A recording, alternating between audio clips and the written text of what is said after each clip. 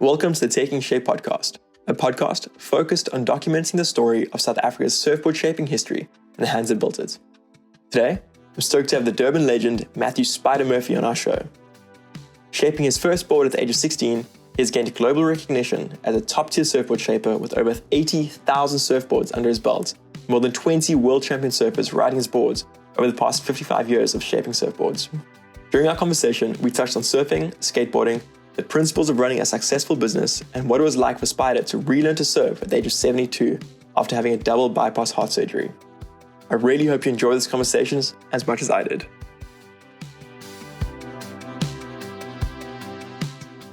So, Matthew, Yes. nice to meet you. I'm also Matthew. Thank you. Yeah. It's great to have you on the Taking Shape podcast this evening. Sure.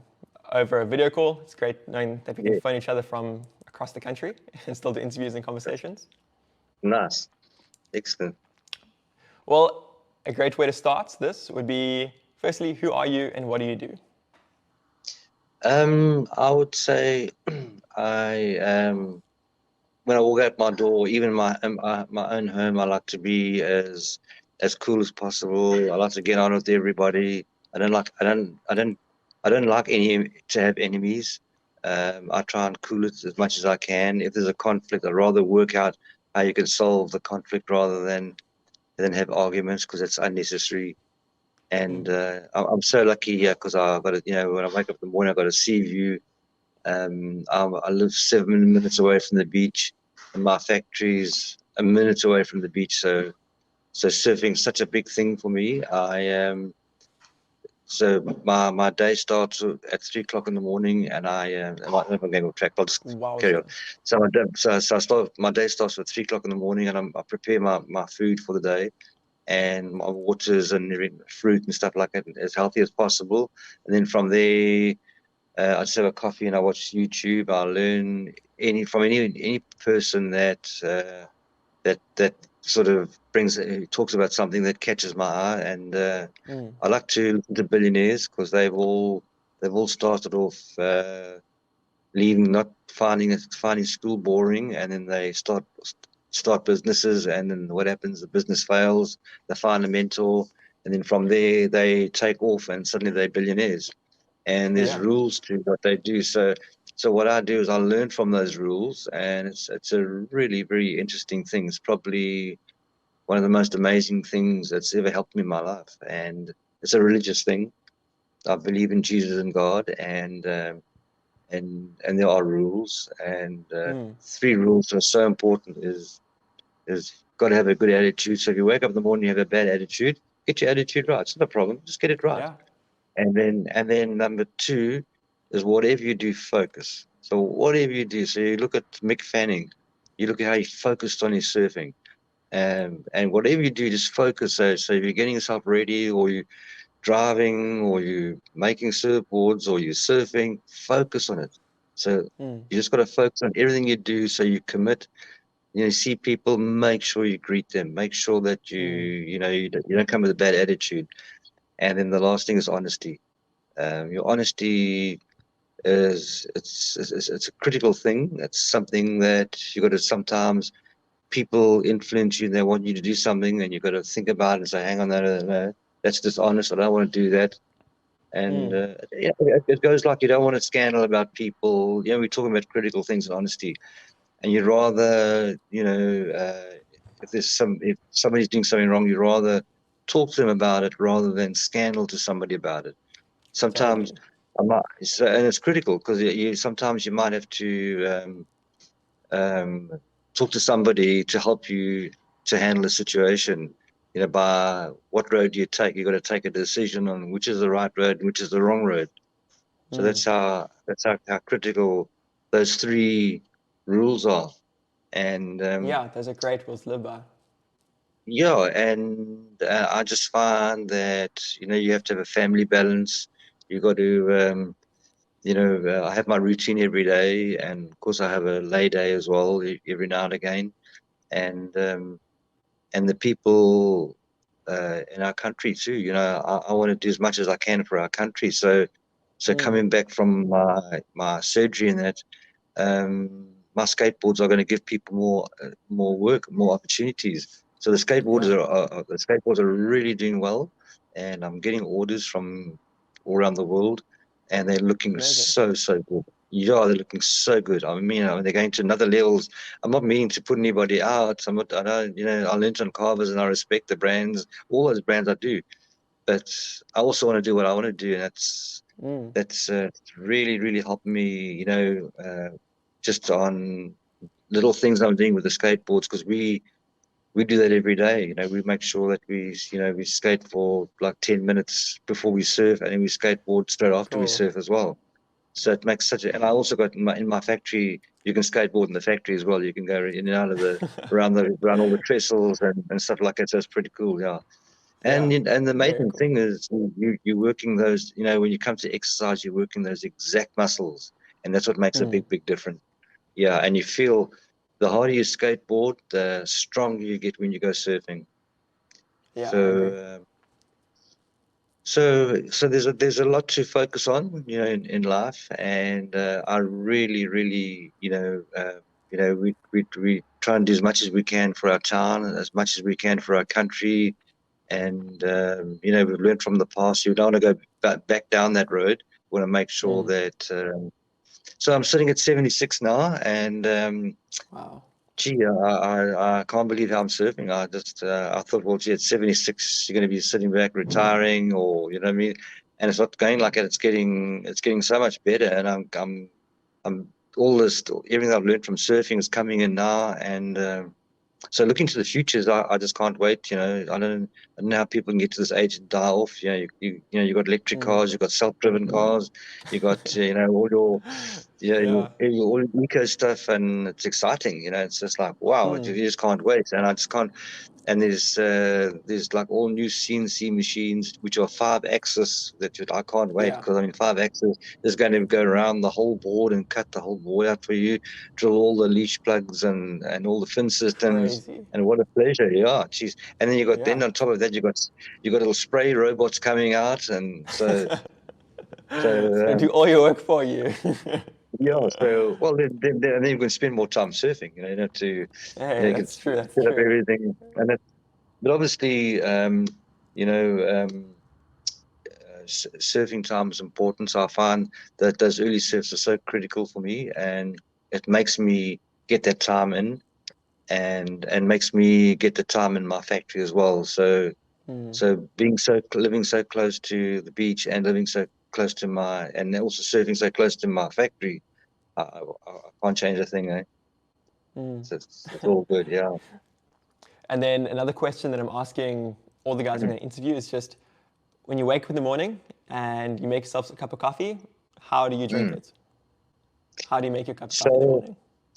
So what I do, I got an espresso machine, and I use almond Cool. milk, and then Cool. I use honey for sweetener, and then I use cinnamon, and of course you got your milk frother, which is the almond milk, and that makes the best coffee ever. And I think cinnamon's is your top spice, eh? So Oh yeah. so yeah, that's super healthy for me for your arteries and things like that. So that's very critical. Yeah, So I can yeah. see your whole So life is kind of in balance of being healthy and being active, well, and that's what you it. eat, And what you you got a drink. choice. Yeah, exactly. So you got a choice. You can choose, and your life again is your health, your wealth, and your happiness. And there's another three things you got to get in line as well. So you got to make sure those three things are balanced. You must be wealthy. So it's just great to live near the sea, and get the things that you want, and be happy, and also improve all the time. Everything must improve, and I don't know, I find life very exciting right now, and I can't wait for tomorrow. The weather's going to be firing That's so cool. tomorrow, and I promise you that North Beach, New Pier, and Bay of Plenty, they all have turns. They all turn on, and after wherever the swell comes from, whether it's south or cyclone swells, it's so exciting. And it's just like we're so lucky, Yeah.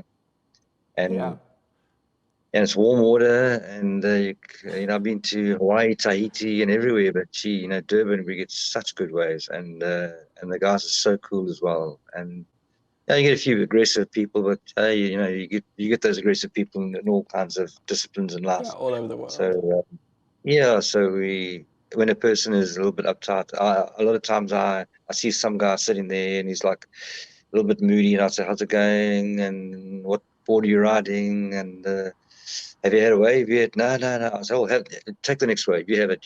And he catches the next wave, and all of a sudden, we know each other. And then when my wave comes, I'm on my wave. And the funny thing, I was surfing the Bay of Plenty the one day, and I got this bomb. I just went from end to end, and there were like Cool. 5 different takeoff spots. So and all the guys saw me go, and I kicked out. So I ran along the beach onto the pier, and then they all looked up and they said, "Hey, good wave, good wave, good wave." I said, "Yeah, no, thank you." That's cool. So I said to them, "So tell me, guys, because on the pier you can talk to them." And I said, "Tell me, guys, Mm. am I in the Sinbin now?" So they all laughed. I said, "No." I'll sit here for 5 minutes. So I sat there for 5 minutes. I said, "I'm in the sin bin, that's fine." And I waited. I said, "Okay, I'm coming now." I jumped over and I got the next bomb straight all the way to the beach again. That's fun, Yeah, yeah. yeah. So we try and there's sure that the guys are serious about surfing, and when the Mm. pros paddle out, you got to let them get those bombs, let them pull in those barrels, because they're not gonna mess it up. But when Mm. your wave comes along, you got to go, man. You got that. That's what it is, eh? So I've been shaping all my life, and I started surfing when I was really young. And the reason why I started surfing is my grandfather took me to South Beach and said, "Hey, there's a wooden surfboard, it's like a little dumper board." And he said, "Do you want to try that?" I said, "Yeah, okay, sure." So he bought it for me, and I went down, waded into the water, swung around, and lay down on a quarter wave. And thought, wow, this is amazing. And then my home uh, was at Brighton Beach. That was my main home break, and I tried to Okay. use it there, and it didn't work. And eventually, my friends were like sort of the junior lifesavers or cadets. So I joined the Dolphins Lifesaving Club, and we learned to surf on windsurf on the surfer planes, and like the odd board that got lost by the guys outside because there was no leashes in those days. So every time somebody lost Yeah. the board, it'll come, plonking along, rolling, and we'd grab hold of it, and you didn't even have to turn it around. You could just serve it backwards and stand up quickly, and then give it back to the owner. And so those were all like wooden boards, like all and some fiberglass, and then some foam, and um, and the whole Ribbing family were quite a big influence to me because Alan Ribbing, the youngest brother, he was the same age as me, and I've known him since we were 10 years old, and Wow. we surfed together, and we grew up together. And the elder brothers were like they were like already surfing properly, and we were still learning. And through my whole life, Ellen and I, the whole family surfed my boards, Jason and Brandon and all the guys. So we had Mm. a very long history of friendship and that. So from there, I looked at the boards and I thought, you know what, I need. Everything in my life's been like instinct. Like I see something and I have to go and do it. So Okay. I had to get myself a board. So I went and bought a block of styrene, and my friend's father was a builder, so I managed to find a piece of wood and glue it up with some Cascamite glue. And I didn't have any tools, so I couldn't wait for the to go and buy tools. So I just took my mom's bread knife, cut the shape out, and cheese grater, yeah, rasp And that the foam down, and then and that block of a bit of styrene, was sandpaper. that block of styrene, was Square. that surfboard specific, or was that just you found a big block of No, commercial styrofoam? no, you can actually buy it from the like a fridge company. They use it for isolation. So you Mm. could buy those blocks. I remember now that it was like 3 foot blocks. I think it was. And I glued them all together and I shaped it out. So Wow. that's what I did, and bought some epoxy from Jura Products. I think they closed by now. I think the company's done, and So I got cloth from Dura Products, and I finished shaping the board and bought some pigment and glassed it. Nearly flaked out because of all the fumes in that. And then once I glassed it, then you give it like a pigment job for color Mm. and put the wooden fin on there. And 2 days later, I was surfing. And Wow. and from there, yeah, from there I did a friend aboard. Came out okay. And then I did another one to eventually I got a board from Safari, and that was from Great Stander, Hmm. and they made me one. That was my first surfboard, a proper, long surfboard, and Yeah. it went amazing. And then from there, a friend of mine, Pugon Peens, he actually lives in Cape St. Francis, and him and I sort of worked together a little bit. And then a friend of mine said, "Hey, listen, let's open a little business," and we called it War Surfboards, and that was named after Eric Burden. His band was called The War. In those days was also peace and was also peace and love, But Eric Yeah. Burden was such a good band, and so we named our product War Surfboards, and And with what a year was lime green. that roughly? That would have been like 1968, 69, eh? And Wow. then, What, so I bought a combi from Graham Hans for 80 Rand. Can you believe it? And we 80 sprayed it, Rand. yeah, and it had, had a split, it had those two windscreens in the front there with the Mm. windscreen right, like Properly dangling off classic. the top. Yeah. And Wow. yeah, we put beds and everything, and Jones, my wife, and we had two girls at the time. And so we did it up with beds and little cupboards and everything like that. And that was our thing, to come down to J Bay and go surfing. And it was quite classic. And that Yeah. had lime green with all these big flowers, like Proper whites hippie and van. pink flowers. Yeah, yeah. Wow. And And tell me, so when you opened War Surfboards, was there enough of an industry to have a surf shop back then? so Safari Surf Shop was Wetland actually owned Safari, so they actually started on Safari.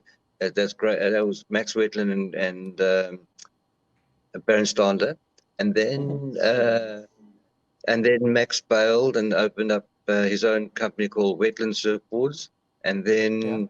then Graham Hines bought into Safari with Baron Stander, and they sort of got it running properly. And there was a little bit of competition there against the two brands, I can imagine.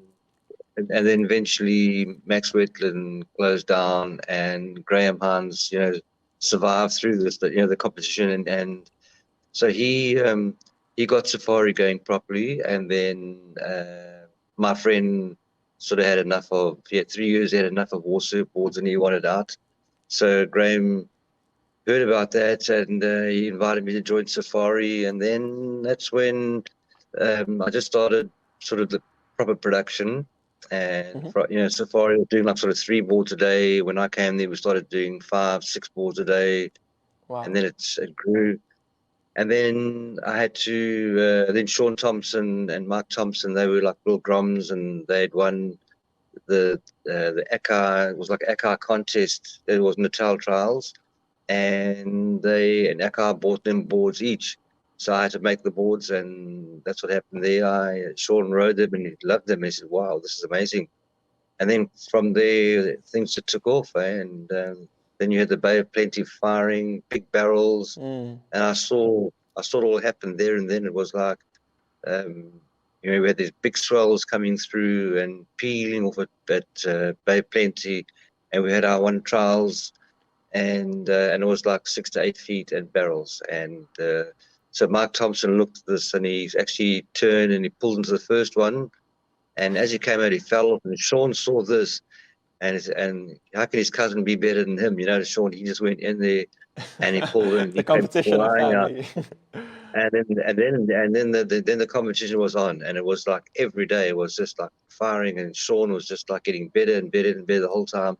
And they went to Hawaii, and they took the techniques to Hawaii, and they just and that's where everything started.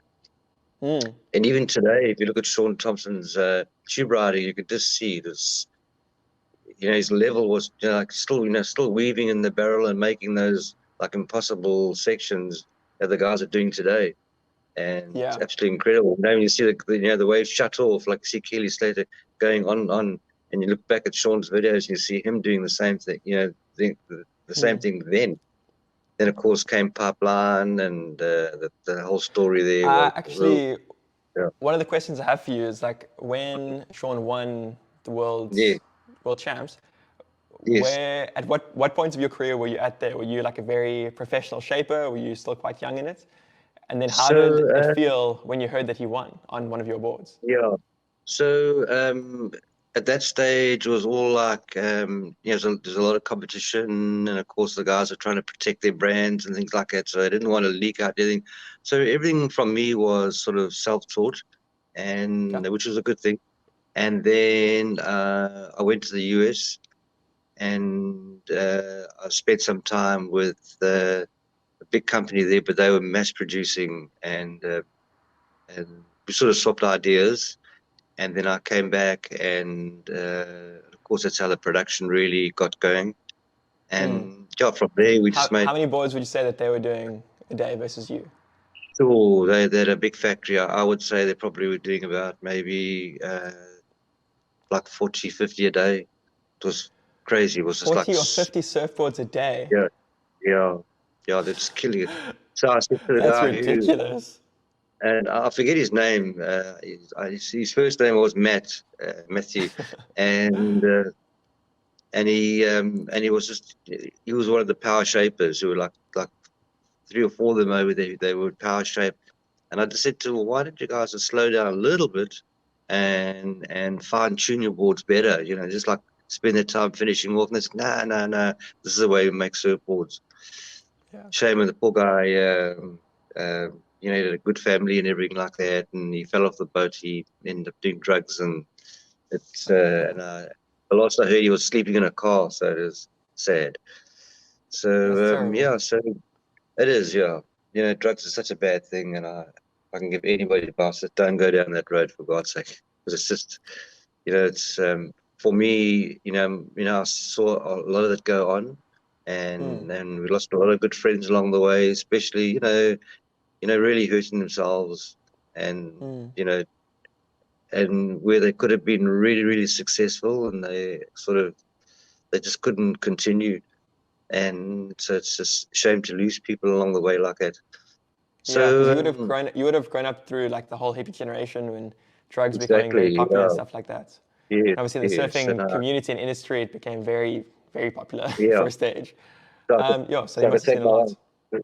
So I could thank my wife Joan for that. She made sure that she always like gave me a little pinch or something if she saw something was not too good, if you know what I mean.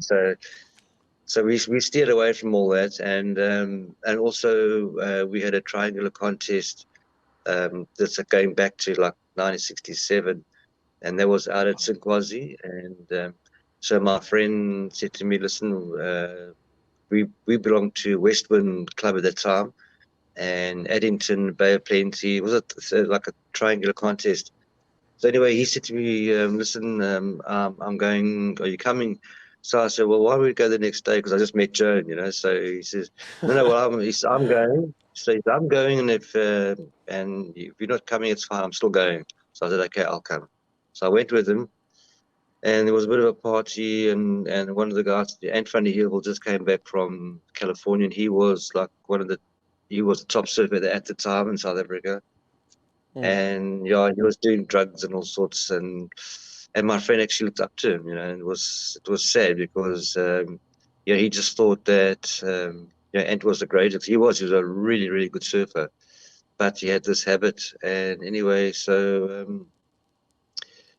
my friend drank too much, and accidentally he drowned in his. He brought up while he was sleeping, and he drowned in that. He sort of got choked and drowned. Wow. And from that, I just pulled away from this whole scene, and I just focused on my family and my shaping, and I grew from there. So it just Yeah, that's teaches you that crazy. you got to look after yourself. Yeah, it is. Yeah, it's and I so I went through the industry, having Graham Hines eventually retired, and I had a really, really good partner. He was really clever, but he broke the rules. And when you break rules, you get punished, and the company suffered. So anyway, we removed him from the company because he just broke his promises, and didn't. You got to do things right in life, and he broke those rules. Yeah. So I had about there was four of us all together in Safari, and it was doing really well. But when you sort of move money around and ducking and diving, if a person pays a deposit, you've got to have the honesty to it's just funny how life is. You break the rules of honesty, and then you pay for it. So what happened was, if a customer pays a deposit for a surfboard, you have to buy his materials with that deposit and manufacture his board. And when it's finished, before he gets it, he pays the balance, and that's the rules of the industry. Yeah. And unfortunately, he kind of didn't do that. He was using money for something else, and it didn't go down too well. So anyway, that was that. So I learned from that. So I learned a lot of stuff from different partners and that, and to eventually all the partners sort of left, and I paid them out, and now I'm running Safari by myself, basically. It's a good team.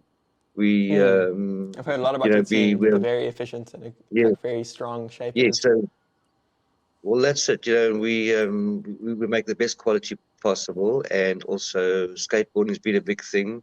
So I started off skateboarding on carbon because we were selling them, so I had to learn to ride them, which I did. Yeah, I was actually And also one of the questions I had for you was a few months ago I started seeing you posting videos of these carvers that you're making, and am I right in saying that you make them out yes, of foam and fiberglass? yes, yeah. So what we do is, so what I did was I was writing carvers, and it sort of came to, I tried different types, and they're all more or less the same. The surf skate was a little bit looser, and so was the yow, and so on like that. So I looked at them and I thought, you know what, surfboards are so finely tuned. Why is a skateboard a piece of wood? So I I agree. shaped a yacht. So I shaped a skateboard, and it came out nice, and I glassed it just enough so it didn't break. And I put holes in and glassed where the screws go to put the trucks on. And I rode, and I thought, wow, this feels great.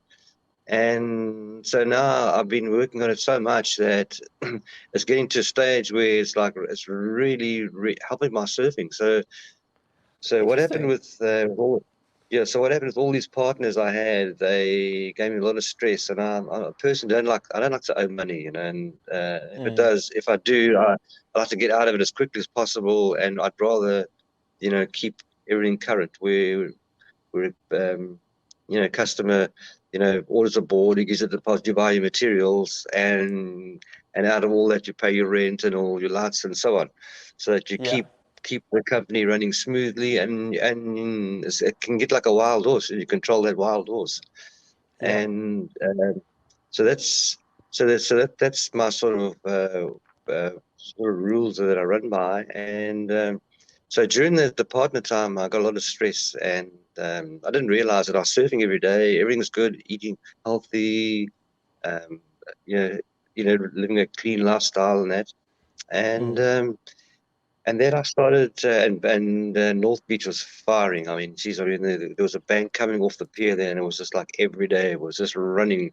And I'd been doing these little missile models, and they were going so fast. You could nearly, when the wave closed out, you could nearly still do like 3 maneuvers.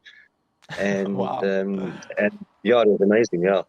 And so then I started getting a little bit out of breath, and I couldn't work out why. And I saw Ollie in the water with James Ribbink the one day, and I paddled for a wave, and I couldn't get it. And they went like, oh, jeez, it's like, and I thought, oh, something's a little bit wrong here, and I couldn't work out what. So anyway, I carried on, and it started getting worse, till eventually one day I paddled out at north, and I thought, whoa, something's wrong here. I don't know what it is, but something's not right. So I didn't even paddle. I just turned, and white water came and sort of washed me up the beach, and I walked up slowly up the beach. And the guy said, hey, where are you going? I said, I don't know. I think I've got bronchitis or something. It just feels weird. I don't know. Wow. So I went to my GP, and he checked me out, and he said, hey, jump on the bicycle. I said, no, I can't do that. So he said, okay, stretch your what is the name, Johnny? What's that? I'm trying to think of Dave Gilmer. What is he name? Cardiologist. Sorry, my cardiologist. Sorry, I just slipped my mind. You can edit that. Eh? Yeah, I can edit that. Yeah? Okay. So I went and saw my cardiologist, and he looked at me and he gave me an angiogram, which gives you, you see all your blood veins, in your chest and that, and they put color in so they can see exactly. And he said, "Yo, you got 2 blocked vessels there." I said, "What?" So he says, Wow. "Yep." He said, "Let me just think a bit more." And he turned and he went outside and he said, "Let me just think." And he sat and he was thinking about it. He came back and he said, "You have to have a double bypass." I said, "I can't believe it." So he said, Wow. "That's true. That's what you got to do." So How long ago was that? 2019, yeah. Wow. 2019, yeah. So anyway, I had this thing done. It was crazy, and it was really like a religious thing. It's like unbelievable. So so the surgeon came to me and he said to me, "Listen, when you're here, you must think about your life, plan your life, and while you're lying here, just think about that and work on it the whole time." And which I did. So I was together with another guy, and so I said to him, "Okay, well, I'm going in first, and you'll be after me. I'll see you on the other side." And then when I came out the other side, funny thing, I heard people calling me, and I opened my eyes and I looked across the room, and all I could see was surfboards on trestles. And then and when I came to, I looked again, and there was people lying in beds. It was wild. Yeah. Were you on some medicinal drugs there? Yeah. Morphine or something? Yeah. So anyway, I came round and shaved, and the guy that was with me didn't make it. He passed away. So so I thought about why I was there, and Joan was very good. She was there. She was like she was was there for me every day, like making sure that I was improving and so on. And then they said to me, "Okay, well, the physio came round and said, okay, I'm coming to teach you to walk." I said, "What? Teach me to walk? So I can ride my skateboard. What do you mean what are you talking about?" So they said, "Okay, well, walk." Then I just said, "Yeah, okay, sure." Jump up, and I couldn't take a step. I couldn't take a step. Oh, wow. That's how bad it was. Yeah, so they'd teach me to walk, and I walked like every day. I'd walk around, and they took me for a longer walk and a longer walk. So eventually, I started walking by myself. That's how crazy it was. And then how old were from you there, then, if I can ask? so that was like, about 70, was it? 72. Wow. So, Learning to walk at 72, anyway, that must have been hectic. yeah. Can you believe it? So anyway, it was, I think, it's like 4 weeks, and it came to, and the guys couldn't decide whether I needed a pacemaker, because the reason why this happened is because my heart rate was so low, and so they wanted to pick it up. So the pacemaker kicks it up when it gets below 40, I think it is. So anyway, I was all strapped up with this iron thing to keep my chest together, and they said, "Okay, time to leave now. Thank you." And I walked out the hospital, and I went to my factory, and I walked in the door, and I couldn't see anybody around. Oh, geez, what's happening here? So I walked up the stairs to go into the factory, and everybody was sitting up the stairs. And then when I got there, they all they all stood up and they started singing and thanking God for bringing me back. And I thought, what? I couldn't believe it. That the guys are so worried about, their work and that.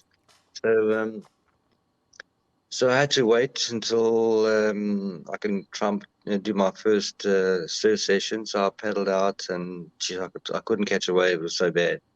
And I think I paddled about how many times? 3 or 4 times, Joe, no?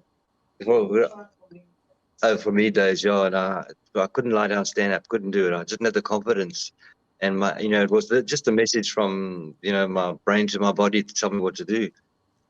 So so I started working on the technique, and slowly it was slowly coming together, and I just keep going, keep going. I got into longboard for a bit, and even battled to catch a wave in a longboard, and then I started riding my flying saucer, which was like a 6.6, and that helped me a lot. And then I had I had quite a bit of staff there, a lot of girls working for me at the time, and this one girl in particular, her name was Zany, and um, she was working in Johannesburg and at events and stuff like that, and she wanted to get involved in surfing, so she said, "Hey, can I come surfing with you?" Because she's just a hardcore surfer. And I said, "Yeah, sure." And she started helping me, like keeping an eye on me when I paddled out and started, like when the waves were sort of biggish and that. And slowly I started working on my technique, and it started getting better. And what it taught me from is to go from right square one right through the whole technical surfing. And quite amazing. I started improving, and Joan kept she'd come down and watch me and tell me, "Hey, you're paddling better, and keep going." And then I started getting going. And then what I did was during that time I was studying the technique of surfing, but really understanding how everything worked and what's the best way to do things and stuff like that. And so today, right now, I'm probably better than I ever was. I'm talking about when I was No in my ways, 20s. really? Yeah, yeah. That's just working on Wow. technique. And yeah, so every little step, every bit of paddling, every bit of line down stand-ups, on the skateboard, incredible. It's just like you skateboard every day, and you can feel those exact muscles. I'm getting so strong in my legs and my arms that the exercises that I've been working on to help me get there are feeling uncomfortable, like I don't need to do them because they're like it's almost like Too easy. uh, I'm not going downstream, I'm going upstream, if you know what I mean. Battling against the grain. And so the one exercise that I thought was helping me so much, and it actually I could feel it in my stomachs and even the coaches that advised you to do that, I felt wow, I could feel it wasn't working for me. So so it's taught me right now where I am today is to spend as much time as you can lying on your board rather than sitting, because when you sit, you spoil the blood flow going to your legs, and that can cause a bit of cramps, after surfing for a while, a long session. And also lying on your stomach gives you that stretch, which makes you so strong. Yeah. So so I've used a lot of so in my studies I spend a lot of time on YouTube, and I listen to people talk about all different techniques, and one thing I pick up one thing, and I pick up another thing, and just all those little things come up and they add up together. And so in my business today, I've learned from this, and I never ever stress out. I don't stress. It doesn't matter what happens. I won't stress out. I'll just be calm about everything, and this is what works. So Yeah. Yeah, you can't that's let stress rule your life, eh? You really got to when you're feeling stressed, take hold yeah, of it and say, I'm not going to yeah, let this thing ruin my day or make me yeah. feel stressed or however other way. You've got to almost let go of that stress. Well, Um, Well, yeah, what the stress does is that it's like a dead end. It doesn't take you anywhere. You waste your totally. energy. Uh, So, so by not stressing and thinking about, it's like you surf a heat. And I've said a lot of SA champs like 25 times, And a lot of times, most of the times, I've won my divisions, through the age groups and that. And those times that I've won, I haven't been stressed out, and the ones that I have been stressed out, I lose. So that just goes to show how it goes to show that so to eliminate stress is to focus on what you're doing and make sure you've got your plan together. And it's like you got your contest, and those are the ways you've got to catch, and this is the Yeah. equipment you've got to use, and these are the techniques you've got to use. So all those little things add up to help you win your contest, your heat, or your event, or whatever it is. So it's the same thing with business, is exactly the same. So if I'm going to have every little thing worrying me, then I'll be stressed out, and I'll be back to where I came from. So yeah, so it's been an amazing uh, life for me, and I must say it's just getting better and better. And I don't know when it's going to start doing a U-turn, but I can't see anything happening the way things are going. So Yeah, that's so Joan great. helped me with, so Joni helps me with my diet, making sure that I eat the Cool. right foods and stuff like that, and keep an eye on the cholesterol. I still take medication and that, and in the old days, we used to drink beers and stuff, the day before the contest, no problem, and that's what it was. But today, I don't even drink one beer or even a glass of wine. I'm trying to avoid it, especially when you're Yeah. surfing the next day, because you can feel it when you're paddling out. Because when you're paddling, you get all those muscles are all working together, and the equipment's so sharp today. And if you put one foot in the wrong place, you're going to blow the wave, and the guys aren't going to be happy if Yeah. you slip and fall in the wave or miss a wave or whatever. So that's how critical it is. Yeah. It's And actually to comment on then the thing you're saying about the equipment. yes, Obviously, you were shaping in like the 60s and 70s when surfing was really evolving quite a lot. If we can talk a bit yes, about like what that was like when you were shaping surfboards. Were you seemed like you were on the cutting edge of surfboard shaping. Um, what was that yes. like? And well, it's amazing because I mean it's exciting because we went through the longboards in those days, and the best in the world were guys like Mickey Dora and um, Donald Takayama and David Neweaver, and also the Aussie guys Nat Young and Bob McTavish. So all those guys, they were the top of the world, and there Yeah. was so much development um, and in those days, and every little thing they've done, we've never forgotten them. Like V bottoms and concaves, and the different rail shapes and rockers and stuff like that. So all those things, they come back, and you use those little techniques somewhere along the line where um, today I'm doing short boards with V's in the noses, and they're going so fast, and they pedal Wow. like amazing. It's just Wow. unbelievable. I mean, it's like those Raptor jets. They call them the F-22s. You know those jets. Yeah. They look when you look at the nose and you look down the barrel there. That's what it looks like, and it's incredible. It's just like Wow. you can't believe how fast. And I mean, today I rode the North Beach, and it's just running. And I promise you, you use that board from nose to tail when you're doing bottom turns, and it's flying, and it's like crazy speed. Cool. And you take off, and you don't drop to the bottom. You just do that hard turn. That thing just slingshoots you down the line. And Yeah. Wow. so that's so every little thing that I do, whether it's from the Malibu through like the gliders and the midlengths and the twin fins, each one of those models have something of the older days, something from the past in their design. And your 20s, they have like a V throughout. And we also increased. Martin Party had a deeper V in the nose, which that's how he went fast in small waves, and no one could work that out. And he'd beat everybody in small waves. Like he'd take a wave from the outside and slip it onto the beach, where the guys couldn't Wow. even get through the sorry yard, and he'd be flying. And Kelly Slater too, I made him a twin fin as well. He won a Potts design. Wow. And man, he rode at Albatross.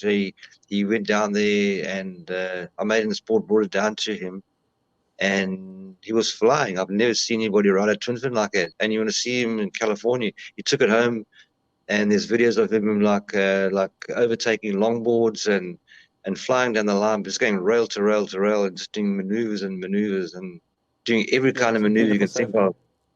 Yeah, and just goes to, and he said to me, "No, I grew up in Twin Fins, so I understand them." Mm, And so looking at today and looking back from where we've come from, every model that's been designed, we bring back into action, and it's quite amazing. And you actually learn all these little things from those models, and mm. it keeps the industry exciting. So Yeah, I'm really working hard in the Midlands because a lot of the guys they as they get older, so they find that they batten to catch waves. So I'm streamlining the shape. So I'm putting volume in, like in by the stringer, keep the deck quite flat, and then we give it like a okay. bit of a bevel rail to make sure that the rails aren't thick. Mm, Because that's if you've got thick rails and you're paddling a board, that water's having to go over the thick rail, so it yeah. slows you down. But if you've got thinner rails, then it's streamlined, so it's got a shorter distance to go around. So that Mm, really gives you that extra paddling speed. And paddling speed is so important. Well, speed is yeah. important. And Yeah. in surfing, your number one thing before you do anything is speed. You've got to get that speed up. Then you'll move to that. So I work very closely to the judging criteria, which is Okay. speed, power, and flow, doing radical maneuvers in the critical part of the wave. So that's where I design my boards the whole time. That's so In interesting. longboarding, and then longboarding, you got there's quite a variety of different longboarders. So you got the guys who like to rip it on a longboard. They do Mm-hmm. full bottom turns off the tops, run to the nose, and get aggressive in that. And you also got the loggers who like to I must say the loggers. I jumped on a logger and it felt so good because what I liked about it was when you whip it around, it really comes around quickly. It doesn't Mm, drag or catch. And then when you do the bottom turns, it really shows. If you're judging from the beach, you see that bottom turn and you see the whole bottom of the board. And then when you do it yeah. off the top, you see the whole off the top. So it's just amazing how each model has its place in surfing. Mm. Yeah, I mean, I'm primarily a longboarder. I've been doing that for the past 7 years now, I think. And Yeah. always been surfing like more old school logs, and it's so much fun being able to just fling a Yes. board around and feel the power of such a big board moving through the water and the speed you can get when you're Yeah. going through sections and the glide that it Yes. has, but also the power on the turns. Yes. Longboarding is a lot of fun. Yeah. I've That's been nice. slowly Yeah. converting all of my shortboard friends to become longboarders, and they are all Yeah. having a Well, lot more fun I think it's than nice they used to. too. It's a nice alternative, especially where you stay, because it's you have a lot of small waves, and especially those I do. that point break out there. You have that. That's amazing, perfect for longboarding. Sure. Mm, And what do you call it? yeah, That's your cobble area. yeah, cobbles, Yeah. cobbles, and then I invented No, the cobbles excellent, man. classic. Mm. Yeah. I think what's nice about the loggers too, they got those thin rails, which I love it. The way the bottom comes up to the top rather than this, like your traditional longboarding, which goes the other way around. So Mm. and it's nice to shape because you get those bottoms so beautiful. Sure, that Yeah, flow those nice big roll and bottoms. and then what you do is when you shape it, you actually look for the shortest distance between, you're shaping from nose to tail. So you're cutting away as much as you can off the bottom deck to get that distance shorter. So it gives you more Mm. speed in that, yeah. Yeah. And tell me, when you were, yeah, once again in like the 70s, who were the guys you were looking at saying, wow, these guys really know what they're doing. I can learn from Yeah. them. So Jerry Lopez was the guy who was leading the world before Sean Thompson, in that whole Mm-hmm. era, the Aussies and that. So Jerry Lopez and Dick Brew was the shaper. And there was also another shaper called Mark Diffenwerfer, and he was incredible. I mean, he would just take a pencil, grab a blank, and draw the shape out by hand, and then he'd cut it Wow. out, and then he'd have a skill planer, which it's like a Rolls Royce of planers, and the skill Yeah, planer you could adjust your thickness by your little finger, and I've still got a couple of those tucked away. cool. And I've been so looking when for you, someone to when fix you the marketplace. yeah, and then what you do is when you take your cuts with a planer, you can. I mean, mine would cut from like over a quarter to zero. So I mean, you can start Wow. at the back there and have it deep, cut your tail lift in, and then it fades out towards like like a third of the way. So that Mm. really, and you get it so smooth and accurate. And so that was before computers. So that really, Yeah. you could actually you could use this planer. We used to cut them off short and shape them so they could roll around a little bit as well. And Yeah. you had this little thing, and I had a vacuum pipe coming out the top of it. So I custom made that, and so I could shape it no dust at all. The dust gets sucked into the vacuum, and that made life a lot easier. And then Mm. I also had my cutter that cuts up the plan shapes. I used a brick cutter blade and a skill saw, and I would cut that shape Okay. almost perfect all around like a jar. And Wow. so those are all the things we custom made for ourselves in those days. So it was quite amazing.